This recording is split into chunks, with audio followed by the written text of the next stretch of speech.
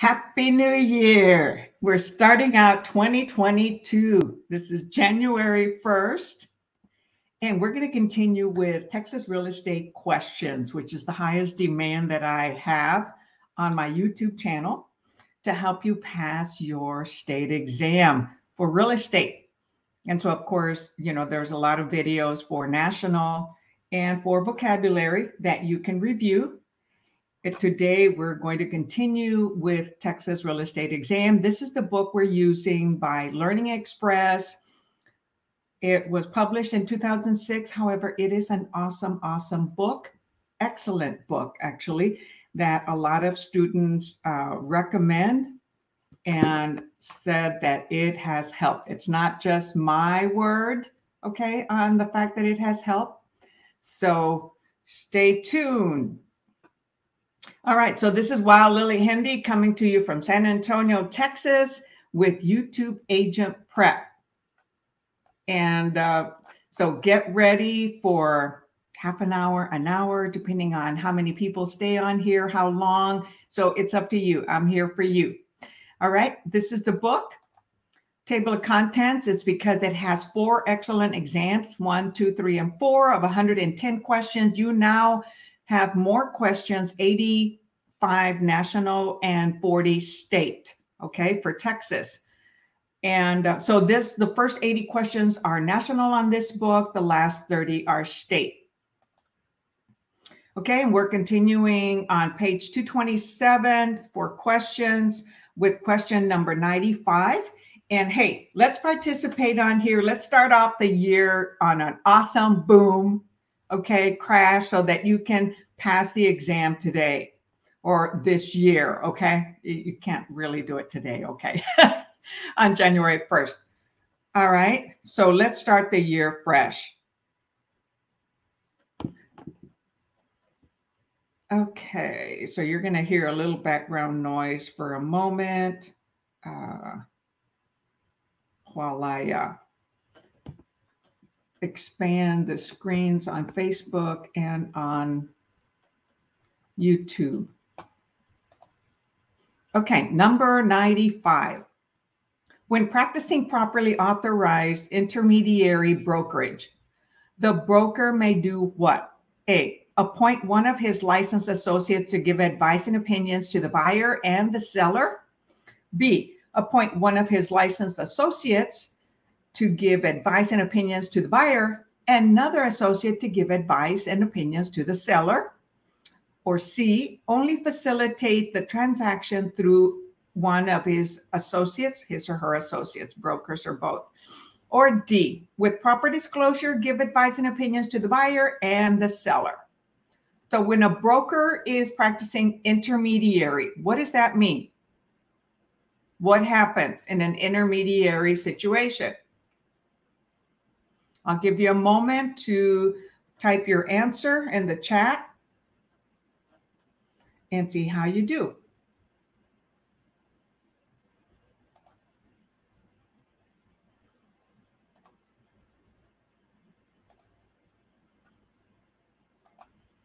While you do that, I'll work on getting my Facebook going.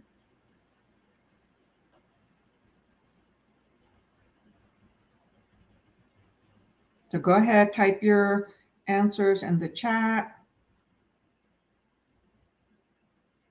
So go ahead, type your answers in the chat. That's what I talked about.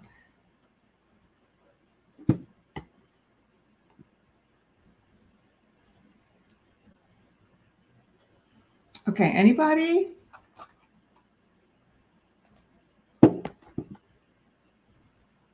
You're going to hear a little bit more noise in the background. Okay, you're going to hear a little bit more noise in the background. Okay, nobody? Good morning, Tiffany. Thank you for your compliments. Hey, I enjoy doing this. I had fun, all right? And what a better way to start the year, preparing to pass the exams. Good morning.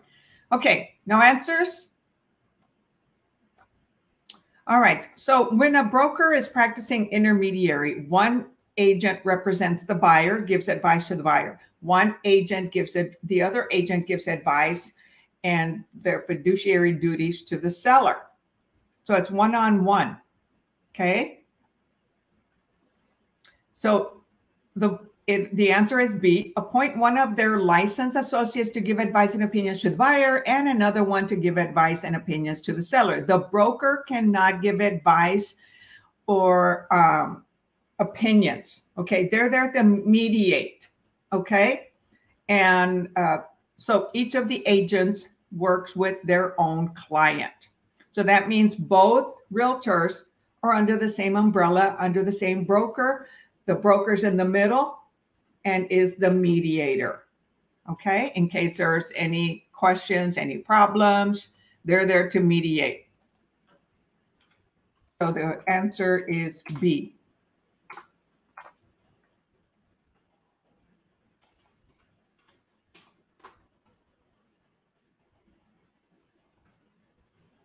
All right. Moving right along. Number 96. I'll make it a little bit larger. Okay. If a licensed real estate broker is an agent in a transaction in which real property is sold by lottery, his or her action is what? Okay, so what is the question asking? That a broker wants to sell a property using a lottery method. Are we allowed to do that as brokers? A, permissible if the broker's license is active. B, permissible if the property is sold on the open market. C, legal if the property to be sold is farmland. Or D, cause for suspension or revocation of the broker's license. So go ahead, type your answer.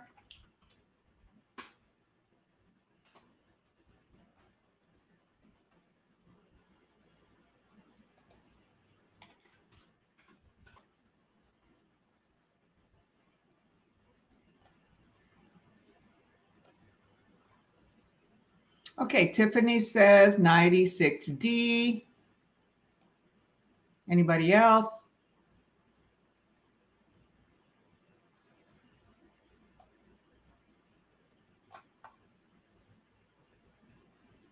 Nobody else? And yes, that is correct, Tiffany. Cause for suspension or revocation of the broker's license. Why? Because only the state is allowed to do lotteries. Okay, no one else. All right, 96 is D.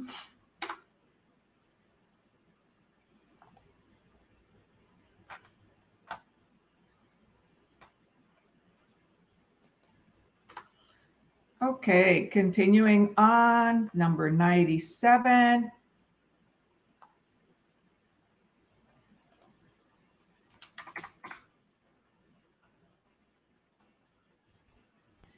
Can a salesperson function as an intermediary? Okay, it says salesperson. Okay, can we as a salesperson? That means the salesperson does not have a broker license. So who can really function as a intermediary? You have to ask yourself when reading the question. So A, yes, always. B, only when appointed in writing by the buyer. C, only when appointed in writing by the seller. Or D, no, never. So who has the authority or the right to be an intermediary? Type your answer in the chat.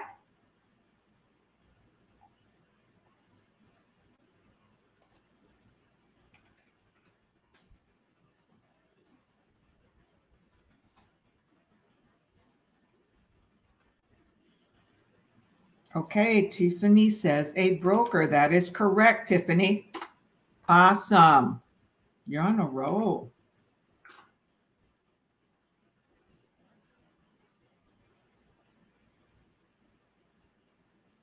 Oh, hi. Hey, Gloria. How you doing? Happy New Year. Oh, my gosh.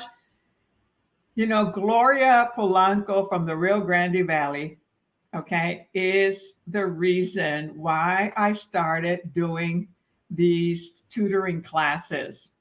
Okay, when I was with a prior broker, Keller Williams. Okay. So I've got to tell you this little story. Okay, so Gloria, oh, I'm so excited that you're here, Gloria. And I hope you and your family have a happy new year. And Gloria found me on Craigslist. Okay, I had an advertisement to help or for someone to join me at Keller Williams. So she reached out to me, needed help with her math. And I said, hey, come on over. I love math. Okay. So we started going over math questions, exercises at Starbucks, at the Keller Williams office. And then the team leader asked me, because she told the team leader she didn't need any help because Lillie was helping her and another young lady that she invited. And the team leader asked me if I would be willing to do it for more individuals, for more students. And I said, absolutely. So that's how this began at an office in McAllen, Texas in 2014. And Gloria is an awesome realtor in the Rio Grande Valley. So she was the reason why I started, and she was with me for a few years and moved on to another organization. And I look forward to one day that she joins me again, but I'm still her mentor. So anyway, thanks a lot, Gloria. I owe it to you. All right, continuing on. So we're on question number 98. Oh, thank you, Gloria. Love it, love it. She says, you're an amazing teacher, and Happy New Year, Lillie. Yes, yes.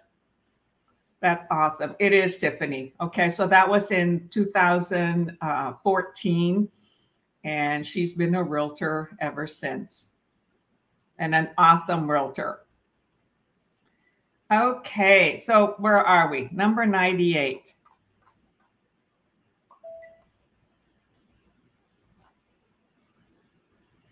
Let's see here, 98. Where are we? Oh, I'm going to have to minimize it. All right, there we go. Okay, under the authority of a broker or salesperson license, a real estate licensee may do what? So under the authority of a broker, okay, that's the umbrella, okay? That's who we hang our license under.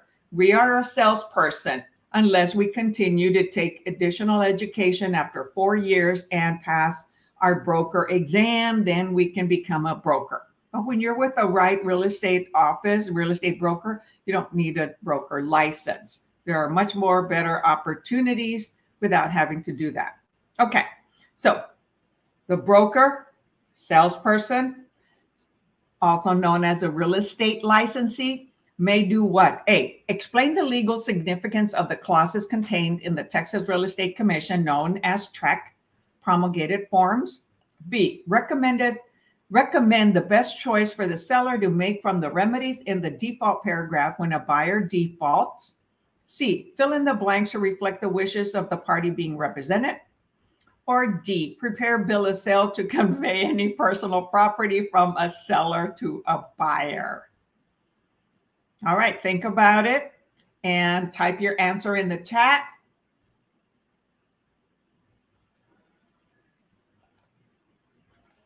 Gosh, Gloria, you made my day.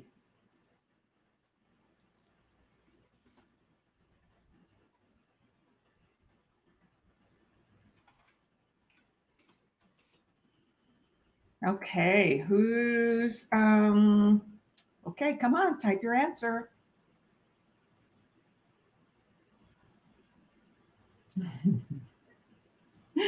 Yeah, and she's a gorgeous young lady and a twin. Beautiful, beautiful twins. Sometimes I don't know which one is the difference, right? Because they're identical. My gosh. Okay, 98. What's the answer? Type your answer. Nobody taking a risk? Come on, this is your chance to do it. Type your answer. Don't be shy. Let me help you. See, can you read answers again? Can see them in the screen. Can't see them on the screen today. Oh, okay. So under the authority of a broker or salesperson license, what can a licensee, real estate licensee, so a realtor, an agent, do? A, explain the legal significance of the clauses contained in the TREC promulgated forms. B, recommend the best choice for the seller to make from the remedies in the default paragraph when a buyer defaults. C, fill in the blanks to reflect the wishes of the party being represented. Or D, prepare a bill of sale to convey any personal property from seller to a buyer. So typically what you want to do, not typically, what you want to do is eliminate 2 wrong answers, narrow it down to 2, and then pick the best one if you're not sure.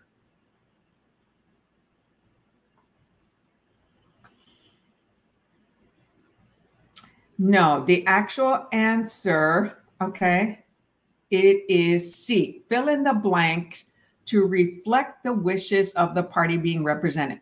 Okay, so promulgated contracts were developed by the broker lawyer committee, right, of 13 members. And all we do, okay, as realtors, we're not attorneys, we fill in the blanks by asking the buyer questions as to what they want to offer on the property that they've decided to purchase. Okay, we cannot do anything else. Editing would only happen by an attorney, not us. You know, we don't recommend the default remedies are already expressed in the contract. Okay, so we basically help the client select, find, you know, show them properties. Okay, make sure they're prepared to purchase, make sure they're pre-approved, and write the contract based on their wishes. So we fill in the blanks. We're not like just a little robot, okay? We're advising our client, doing comparables, guiding them. If they need to go to an attorney, we advise them to do that. We just don't do legal, we don't practice legal stuff, okay? So the answer was fill in the blanks to reflect the wishes of the party being represented. Got it? All right, number 99. Under which of the following situations may a property be foreclosed in Texas without judicial action? So for this question, you would need to know what type of foreclosure do we have in Texas? Judicial foreclosure or non-judicial foreclosure? Every state has their own type of foreclosure, and it's one or the other. Non-judicial means you don't need to go get a judge approval, or judicial, you've got to go through the judge to be approved to sell a property. Okay, if it's non-judicial, it would, well, I better not say the next word because it might help you answer the question. Okay, so under which of the following situations may a property be foreclosed in Texas without judicial action? Meaning you don't have to go to the judge, whoever is doing the foreclosure. A, upon default of a home equity loan. B, upon default on a duly recorded and perfected mechanical materialman lien. C, when the owner fails to pay the school tax by January 31st of the year following the year for which the tax is due. And D, under the provisions of a duly executed and recorded deed of trust mortgage instrument. So how do we foreclose in Texas? What kind of a loan is needed in order to foreclose in Texas? Or actually, what kind of loans exist? Because those are the types of loans that we have in Texas. Half of the United States, like on the West Coast, does a certain type of mortgage. The other East side does another type of mortgage, okay? And I'll explain that after we decide on the answer.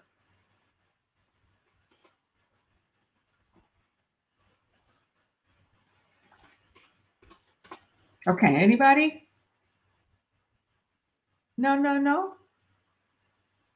Okay, the answer is in the state of Texas, we have deed of trust mortgages. Therefore, the process, the situation that would allow us to foreclose in Texas without going to a judge is to have a deed of trust mortgage, which is D. In the other states, they have a mortgage, and in order to foreclose on a property, they've got to do a judgment with a judge to start the process. And those can take longer, right? Because we know that, going to the judge takes time. They're busy. There's a lot of appointments. So it doesn't happen instantaneous. With a deed of trust mortgage in the state of Texas, we have 21 days before a foreclosure process can begin. And it's all described and explained in the deed of trust. Okay, and the deed of trust is recorded in addition to the warranty deed. Okay, and so that it's a long document that explains all the detail, and it basically protects the lenders. Okay, however, it does have instructions for the buyers or the borrower, in case they do default, as to what they can do.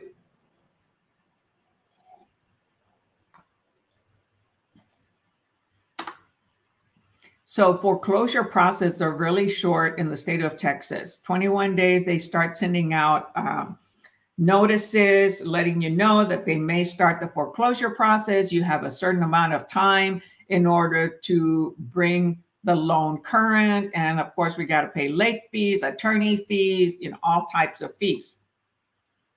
It gets really expensive. Okay. So 99D.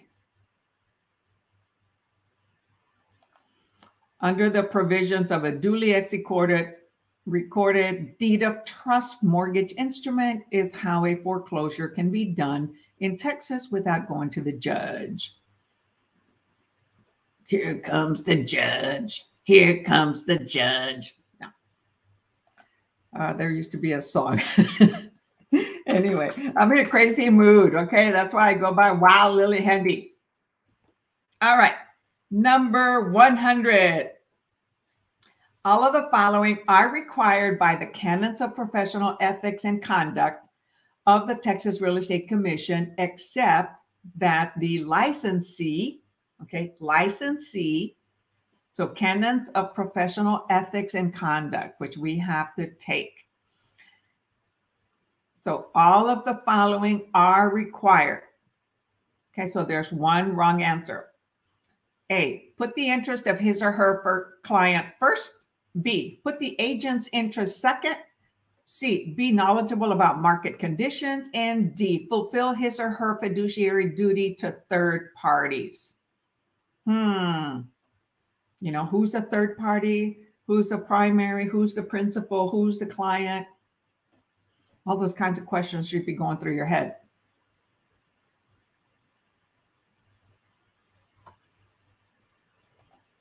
Thanks, Tiffany. Yes. 100D, says Tiffany. Awesome. Well, you do a better job than me because you're just listening, right? I have to see. I'm a visual person. So yes, you are correct. 100D. Fulfill his or her fiduciary duty to third parties? No. Third parties would be like the lender. We don't represent the lender. Okay. We represent the buyer. Okay. Or the seller. And we put them first, our interest second, and we must be knowledgeable about the market conditions.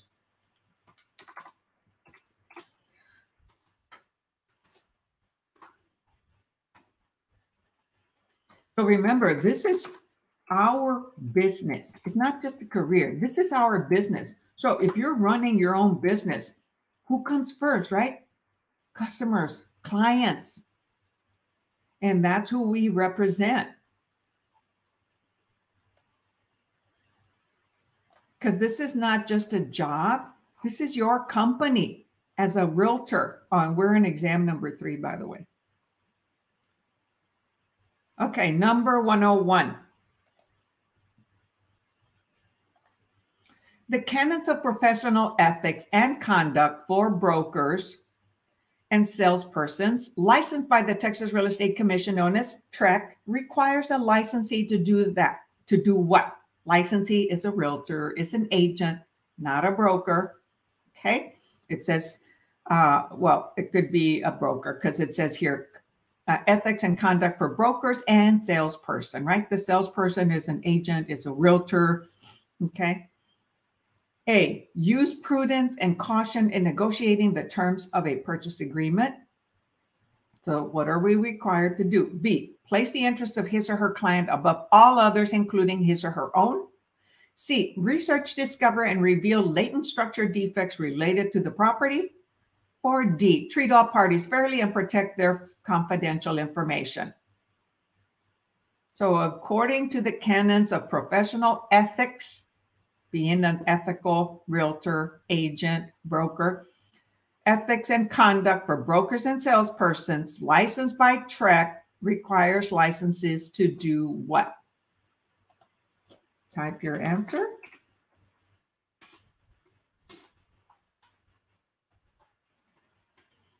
So you see me looking left and right is because I have 3 monitors, okay? I'm reading the questions in the monitor in front of me and then putting the answers on the other 2 monitors. So I have a monitor to my left and a monitor to the right.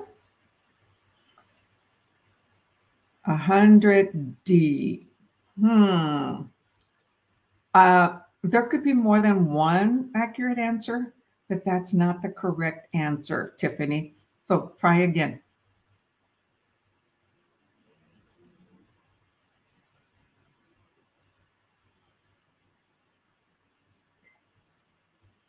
So what are we required to do? And who do we do each of the activities for? A client or a customer?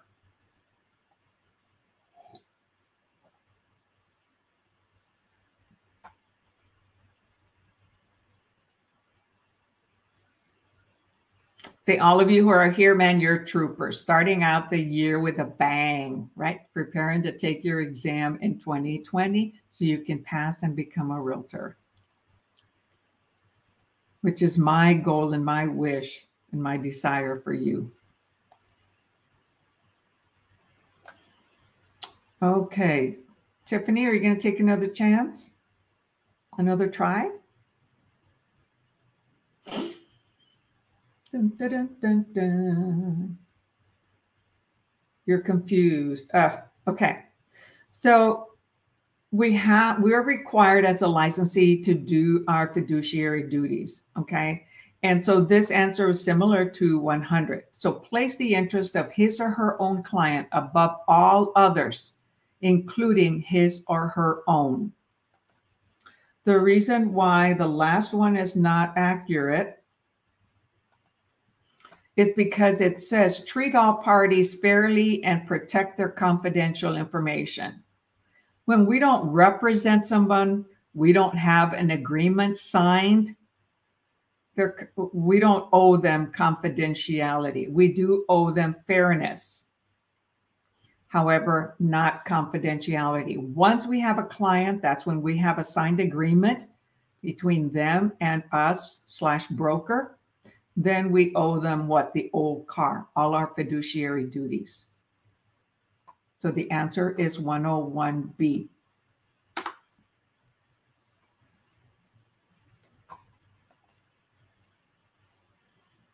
All right, number 102. You got it, Tiffany? So, you know, it's one little word throws it off. Here they said fairly and protect confidential information. Well, no, we have to place their interest above ours or anyone else because we're getting paid because of them. If we represent the seller is paying us, and then we pay the buyer agent whatever percentage we mentioned on the MLS. The seller doesn't pay the buyer agent. Okay, we as the realtor / broker pay the buyer agent. The seller pays us, and we share our commission with the other side, the other party. Okay. You're welcome. Okay, 102. Boy, time is flying right along, having fun. Okay, When may a broker functioning as an intermediary appoint one licensee to communicate with a seller and another licensee to communicate with buyer? A, when in the judgment of the broker, it is best to make such appointments. B, when written permission to do so has been obtained from the parties. C, when the parties have given verbal approval to make such appointments. D, when the seller has given written consent for the broker to do so. So when can a broker function as an intermediary?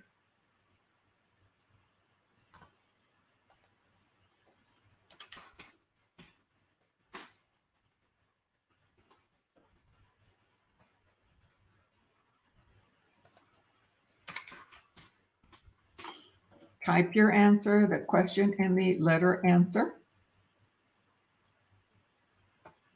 And don't be shy. Go ahead and type your answers, okay? I'm here to help you out and understand what the question is asking and what is the correct answer and why. And this book is excellent because, okay, this book, Texas Real Estate Sales Exam, 4th edition by Learning Express, is excellent because it explains the answers in detail. So you don't have to go back and research the big books or other areas. You can just understand the answer through the answers that are provided. If not, Google and look for more answers. Okay. Tiffany says 102B. Yes, that is correct.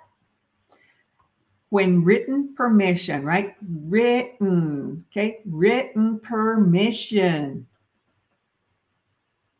Oh my gosh, I just realized, dang it. I haven't been sharing my screen. I am so sorry, you guys. No wonder you couldn't see it. Oh my gosh.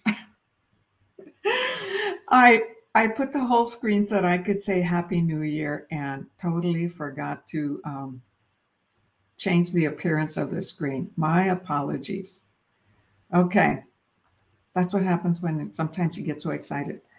No wonder you couldn't see. Hey, you should have told me, Lily, you're not sharing the screen. 102B, when written permission, not verbal, but written. My gosh. What good does it do for you to just see my face and not the questions? You learn by listening. I like to see.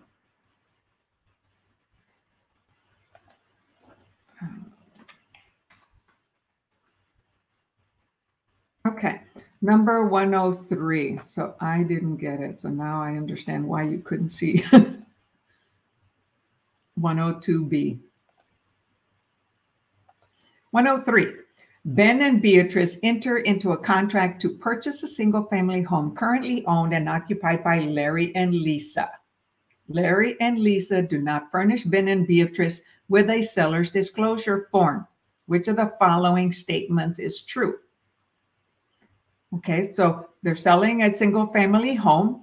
So sometimes certain things are required of promulgated forms that the seller has to do. What? Disclose, disclose, disclose, right? The conditions of the home. So they enter into a contract to purchase a home currently owned and occupied by Larry and Lisa. Larry and Lisa do not furnish Ben and Beatrice with a seller's disclosure form. Okay, so this is like a for sale by owner. So which of the following statements is true? A, the contract is null and void. B, the contract is voidable at the option of Ben and Beatrice. C, the contract can be voided by either the sellers or the buyers, either. D, as long as the seller provides it within 7 days of the date of the contract, the buyers must complete the sale. So be very careful with words about must, always, all, never. Those are sometimes trigger words, okay, that could help you not select a certain answer. So in this case, we're dealing probably with a for sale by owner, and that for sale by owner, Larry and Lisa, did not provide a seller's disclosure notice, right? We're supposed to disclose whatever conditions that we know about the home, right? So what can happen here?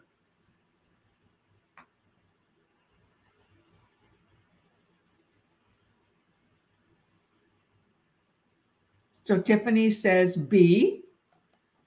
Anybody else? And yes, that is correct, Tiffany. The contract is voidable at the option of Ben and Beatrice. Why? Because they don't know, according to the seller's knowledge, what the condition of the home is, only what they can see. Well, we don't always know the condition of the whole home by just visibility, right? That's why we recommend that they hire a home inspector. Okay, and even with then, there's problems that inspector will also not detect. So the contract is not null and void. It's still a legal contract. Both parties agreed, both parties signed, and it cannot be voided by the seller. Okay, and the seller, unless the contract says, okay, that it can be provided within a certain number of days, then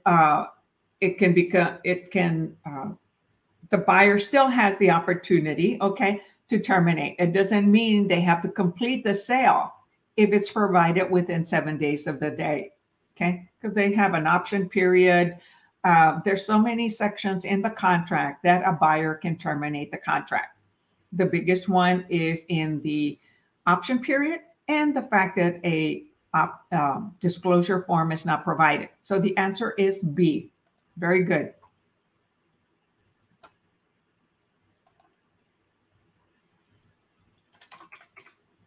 Oh, wait a minute. 3B.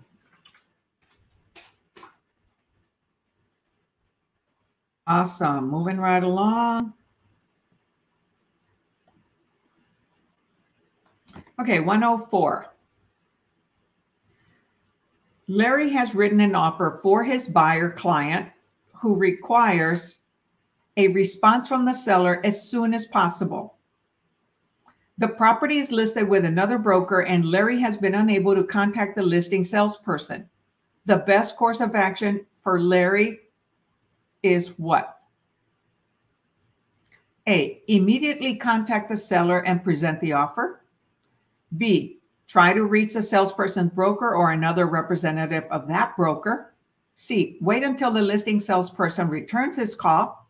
Or D, try to reach the salesperson's broker. If he is unable to do so, he should contact the seller and present the offer. What are we allowed to do or not?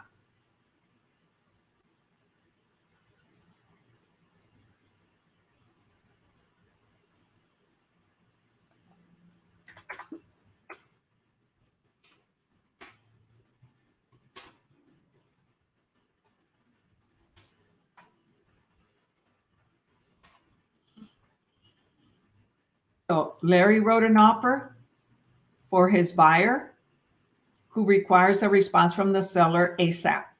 In Texas, it doesn't always happen ASAP. The property is listed with another broker and has been unable to contact the listing salesperson. Okay, so what can the buyer agent do? What is the process of elimination? Okay, like when you work at a corporation, first you go to the supervisor, then the manager, then the vice president, then the president, right?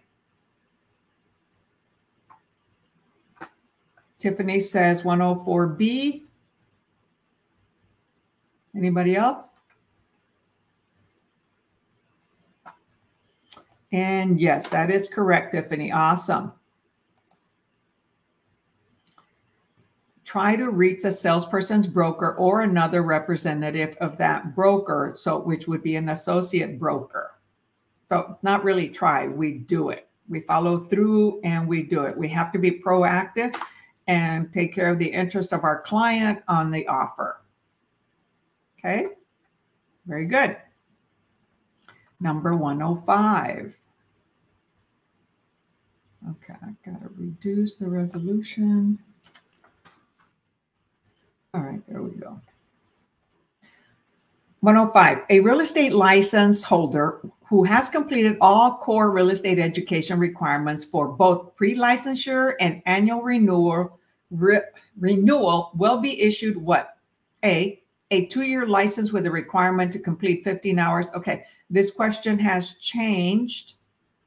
The amount of hours is now 18 hours of mandatory continuing education. Or B, a 1-year license with a requirement to complete 18 hours of mandatory continuing education before the next renewal. Or C, a 2-year license with a requirement to complete 30 hours of mandatory continuation.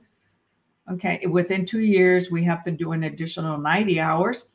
D, a 2-year license with a requirement to complete 15 hours or 18 hours of mandatory continuing education. So we're required to do 90 hours within the first 2 years, plus legal updates 1 and 2, which is another 8 hours. So no, we're not allowed to contact the seller, okay, because we represent the buyer and we cannot bypass the realtor or the broker on the other side. That is not acceptable. So thank you for that question. That's a very good question. So number 5. So when we have completed all core education requirements for both pre-licensure and annual renewal, will be issued when a 2-year license with a requirement to complete 18 hours of mandatory continuing education before the next renewal. So they've done all the core education requirements for pre-licensure, licensure, and annual renewal. Now, realize that within the first 2 years that we get a Texas real estate license, we are required to do sales agent education of 90 hours. And then the legal update 1 and 2.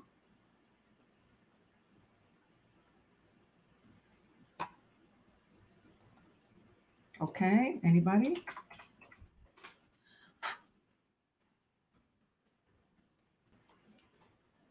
So realize here this question is, oh, I typed the answer in. 105 is A 2-year licensure with a requirement to complete 18 hours of mandatory, okay? Mandatory, not sales agent education, like a sales apprentice education. Okay, that's the 90 hours within the first 2 years. So every year we now complete 18 hours, and that'll eventually go up again.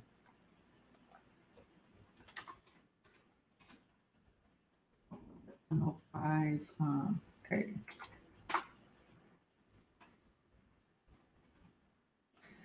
And they're requiring more and more, and even brokers are demanding that we attend contracts classes because a lot of realtors, unfortunately, don't learn the contracts.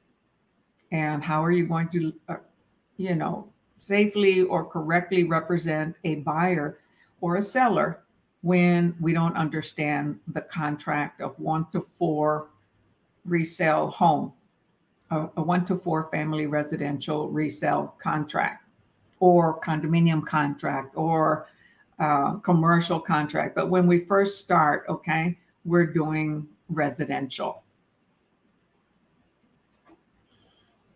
All right. Number 106. So let me highlight this question so that highlight it. How do I highlight it here? Oops, that's not what I wanted to do. I just want to highlight it so that I know that. Oh, shoot. So I highlight it and then I'll save it so that we know that that's an outdated question. All right, number 106. We're going to go ahead and go all the way to 1010 and finish this exam. 1010 or 110.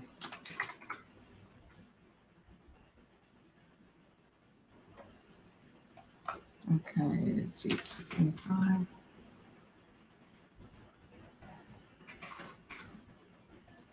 All right, 300. I'm sorry, 300. That's the resolution I just selected. Question 106. A broker who places earnest monies in the company's operating account is guilty of what? So a broker is putting earnest monies in the company's operating account. Okay, so what are we allowed to do or not? So that broker is guilty of doing what? A, steering, B, commingling, C, deceptive acts, or D, fraudulent tort.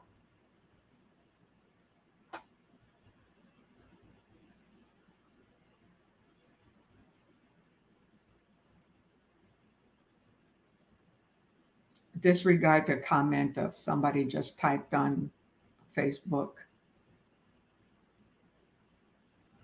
106B. I need to remove him from the group.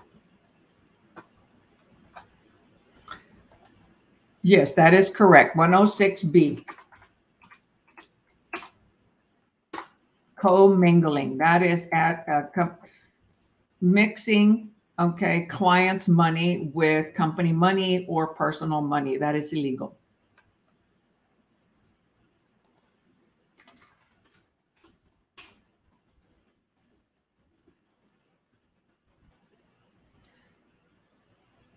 Okay, number 107.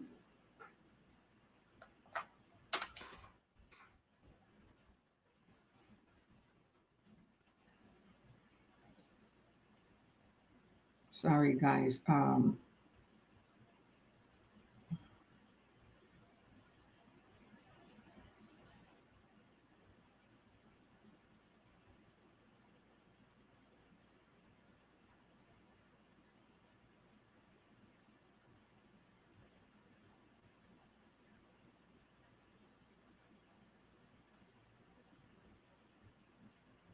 Just bear with me a moment.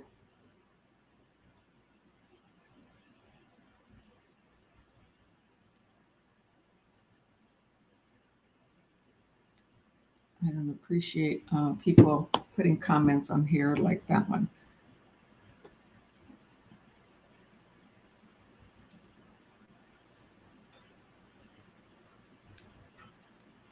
So we'll continue on in just a moment. Just bear with me.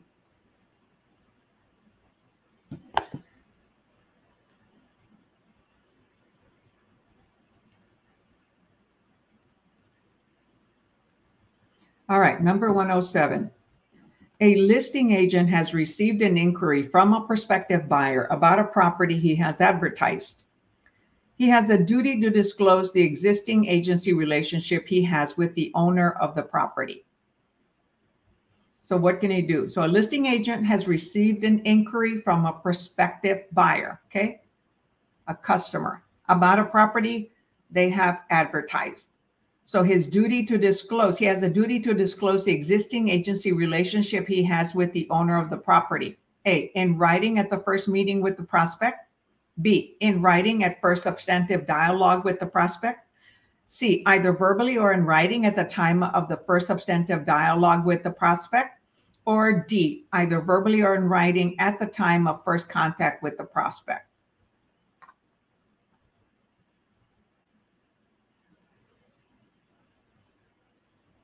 Thank you, Landry. Yes, one of the best ways to start the year is preparing to have a better year by studying, reading, or contacting clients and family and friends and starting out positive. Okay, Tiffany says C, either verbally or in writing at the time of first substantive dialogue with the prospect.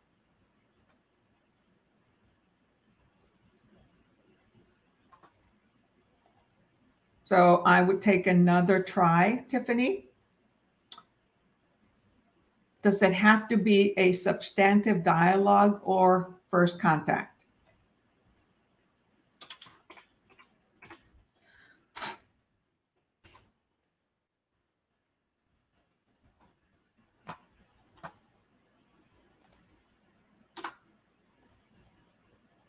Forgot to put one of them. Okay, Dan says D. Hi, Dan. Thank you for joining us. And yes, that is correct. 107D, either verbally or in writing at the time of first contact with the prospect. Okay, it doesn't have to be a substantive dialogue. It's just at first contact. We have to disclose that promptly, because then they might think we're going to be able to represent them on a property that we have listed. If it's any other property, it's okay. We're not representing those sellers.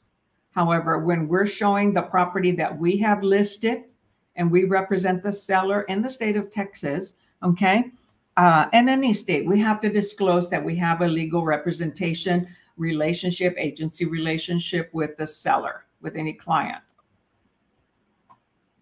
So the answer is 107D. Okay, very good. Moving right along to 108.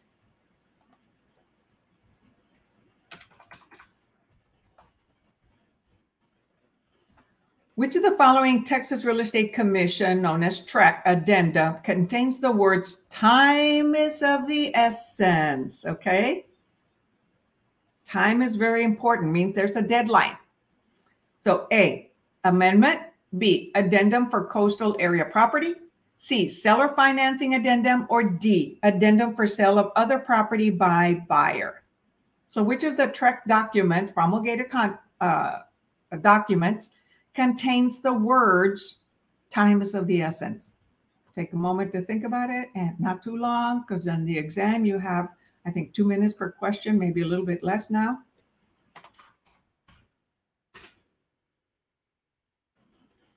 So where would you see that statement? Time is of the essence.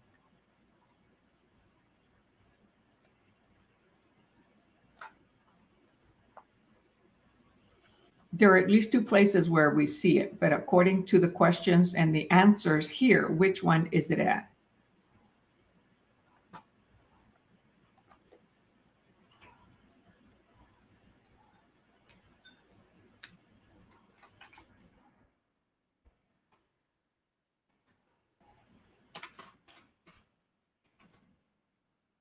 Okay, so Gloria says D.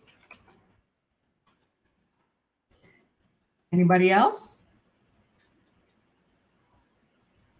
No, it is not C.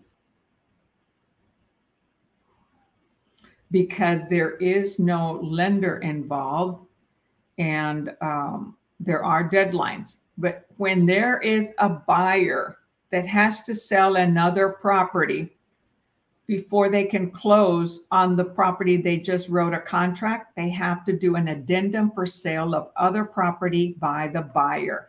And that has a deadline. You know, the seller's not going to accept a time period, you know, of 90 days unless they're not in a hurry and they haven't gotten any other offers and it's been on the market for months.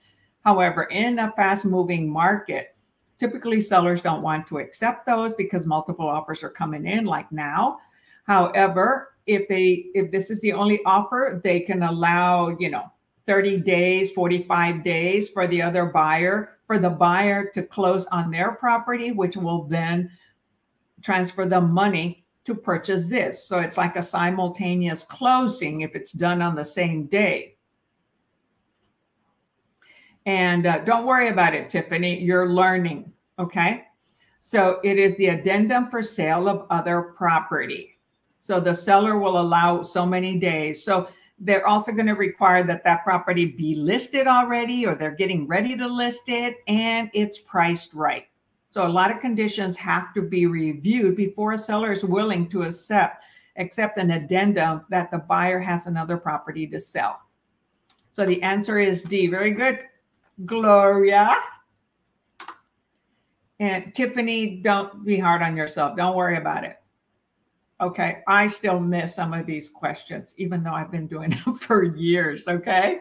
Especially when we have new books, which I'll be buying a new book that will have questions and answers like these. Love these books. Very good. Okay, so 109. So whatever you do, don't beat yourself up. Start the year out in a positive note, not to worry, just keep studying, okay? And I'll show you once we're done with this, how this book shows you a page where it has the area, the section that you're weak on, then you can go back and study those particular questions. All right, 109. Who is not protected under the provisions of the Texas Deceptive Trade Practices Act? That's right, Gloria. Gloria says this is a very good statement.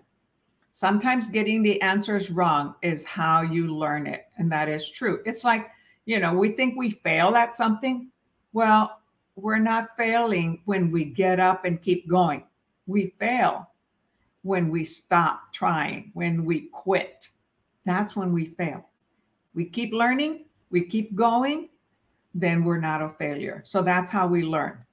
Very good, Gloria. Thank you for that. 109. Who is not protected under the provisions of the Texas Deceptive Trade Practices Act? A, consumers who purchase real property only. B, clients who list property with a real estate broker. C, real estate brokers who sponsor salespersons. Or D, buyer customers who buy a house through a subagent. So who is not protected under the provisions of the Texas Deceptive Trade Practice Act? So that's, you know, advertising, providing legal information, correct information, right? Not misleading anybody. So who are those acts created for? The brokers, the realtors, the clients, the customers, consumers. Who are these Texas Deceptive Trade Practices Act created for? Is what you should be asking.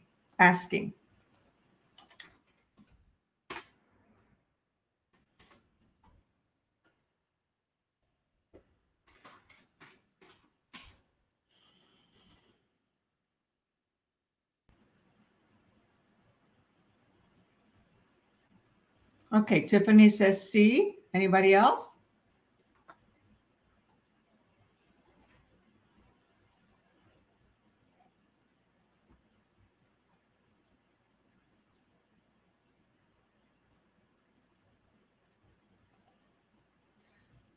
That is correct, Tiffany.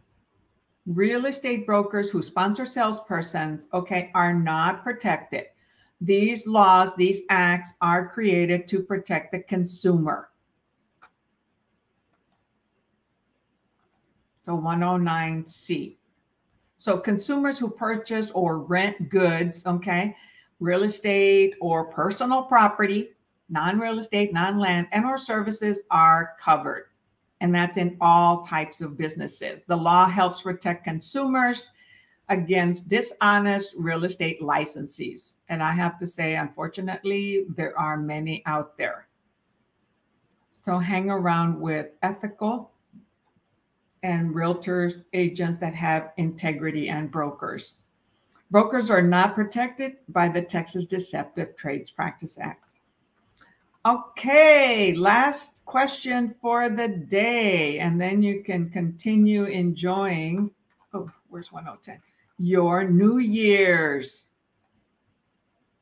I'll go have a late breakfast at home.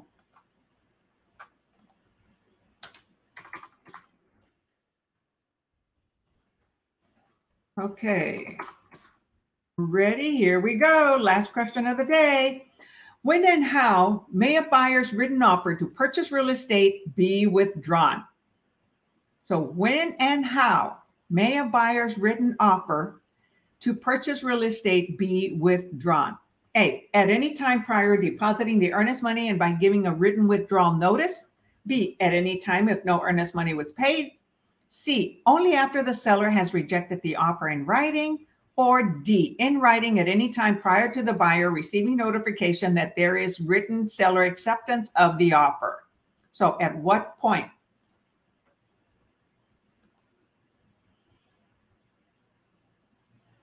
Can a written offer to purchase real estate be withdrawn, and by whom? Okay. You're welcome, Tiffany. You know what? Don't beat yourself up. You're going to learn the business while you're on the job, and continuing education and training and learning. We must continue learning at all time. Just practice lots and lots of questions and vocabulary. Okay, Tiffany says D.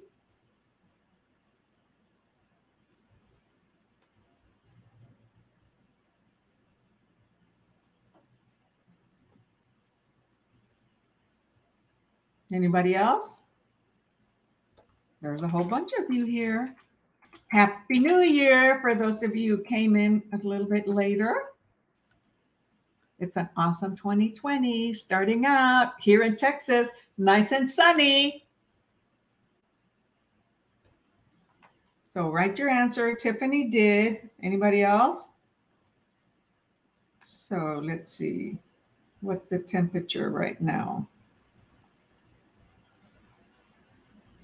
Oh, in Cupertino, California, it's 40. Well, we're not in Cupertino, right? We're in Texas. So what's the temperature? It's a good old 73 degrees in San Antonio, Texas. Yes, the answer is 110D. So when and how may a buyer's written offer to purchase real estate be withdrawn? D, in writing at any time prior to the buyer receiving what? Notification from the buyer agent that there is written seller acceptance of the offer. So the buyer wrote a contract, through the agent, to the buyer agent, presented it to the seller agent, the listing agent, and that listing agent presented it to the seller. Now, before the seller communicates back through the realtor to the buyer, realtor, and to the buyer can terminate that contract and withdraw it. Let's say seller has already signed it and it went, and the listing realtor has it and send it to the buyer, but it doesn't make it to the buyer before the buyer has already presented and signed a withdrawal. Okay, then they can withdraw yet because they don't have notice. And in Texas, sometimes sellers can take days before they make a decision. So it gives a buyer time to go look at other properties and maybe decide they like something else. And so they'll cancel that one. And sometimes buyers make multiple offers on multiple properties because the market is moving so dang fast. And there's not enough inventory, not enough homes available for them to buy, that they make multiple offers and see if they'll get one. Okay. And so they have to promptly terminate the one that they don't want. So fantastic. Tiffany ended up on an excellent note at 110. Answer is D. Oops, I forgot to put. Oops. So awesome. Thank you, all of you who attended. This is awesome on New Year's Day. You're starting the year out with a great attitude and starting strong, okay? And this is the way to start, okay? Start strong. Yahoo! Yay! Happy New Year, y'all. Okay, you want to start strong on a positive note. All right. And disregard all the naysayers, people that are trying to discourage you. The fact that, oh my gosh, it's taking you so long to study. We all learn at different paces, at different ways. Some of us, it takes us longer to learn. Like me, I have to study before I feel comfortable. And I have to push myself to go do it because we're never going to be totally ready. We're always going to automatically, the mind fears, right? That, oh, I'm not ready, I need more. Well, we have 3 chances and you have a year. The best thing to do is when you finish your courses, prepare with a prep class, okay? A tutoring like this or others. There are many people that do it online, not enough for Texas State, which is good for me, right? Because I do it for Texas and also for national, but just on the national questions and vocabulary. All right. So you've got to study. You want a career. You want a business. This is your business. This is not going to be just a job for somebody else. The fact that you have to hang your license under a broker, we all have to do that unless you're a broker, right? But you still practice real estate under some other broker if you don't want to be totally on your own and have all the expenses. So keep in mind, this is like going to, high school, college. We take a lot of courses. We do a lot of studying. Like, I don't need that, man.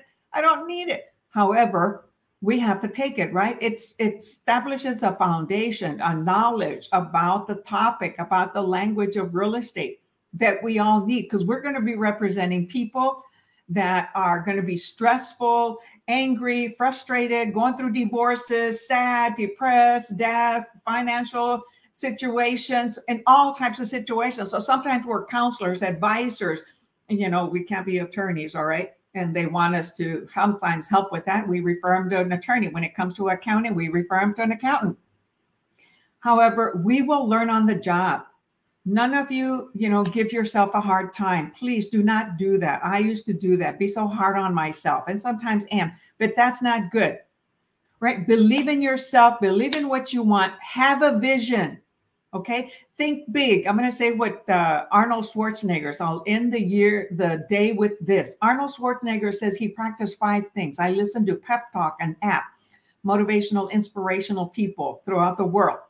He says, have a vision of what you want to do in your life. Okay, think big, large numbers, not small. Don't be shy. The bigger you think, you'll push yourself.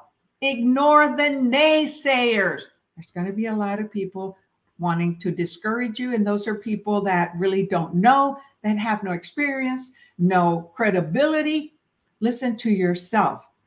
Work like hell. Work your ass off.